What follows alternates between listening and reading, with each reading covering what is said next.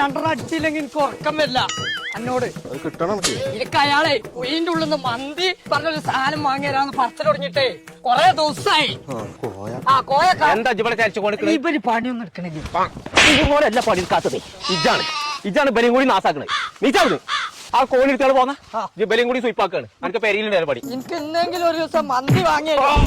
ഇയാൾ പോയോക്കാ ഇന്നലെ അവിടെ കിടക്കണം. വീട്ടിൽ പോന്നെ അവിടെ നിൽക്കേ. ഇജേ ഇത് കോണി എടുക്കണ്ട, കോണി ആർത്തോളാം. ആ കടിക്കാ. അത് നല്ല കനുണ്ടത്. ആ കാനുണ്ടായിക്കോട്ടെ. അന്നേറ്റ് സംഗതി നടക്കൂല. ആ സുണക അനക്കിപ്പോ എന്താ വേണ്ടത്? കുഴിമന്തി അല്ലേ? കുഴിമന്തി അല്ലേ? ഇപ്പൊ പോയോ സുണക?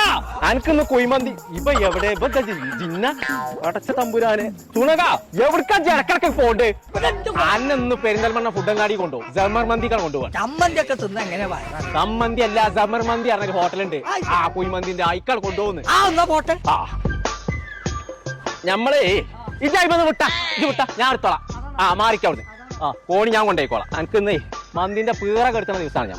ആ ചങ്കളെ നമ്മളിപ്പോൾ ഉള്ളത് ജമർ മന്തി എന്ന് പറഞ്ഞ റെസ്റ്റോറന്റിലാട്ടോ. ചിക്കൻ മന്തി, മട്ടൻ മന്തി, ബീഫ് മന്തി, അങ്ങനെ എല്ലാവിധ മന്തികളും, ഷവായ, അൽഫാം, നീരാളി, ഇതൊക്കെ കഴിക്കണം എന്നുണ്ടെങ്കിൽ ഇങ്ങോട്ട് പോകുന്നോളിട്ടോ. അപ്പൊ ചങ്കളെ കായൊടുത്ത് തിന്നുമ്പോ നമ്മൾ ചാതുള്ള സാധനം തിന്നുണ്ട്. അതിനാ നമ്മൾ പറഞ്ഞു ഇങ്ങോട്ട് പോകുന്നോളി നമ്മൾ ജമർ മന്തിക്ക്. അപ്പൊ നമ്മളെ ലൊക്കേഷൻ വരുന്നത് പെരിന്തൽമണ്ണ ഫുഡങ്ങാടി ന്യൂ കാർ പാർക്കിന്റെ തൊട്ടടുത്ത്.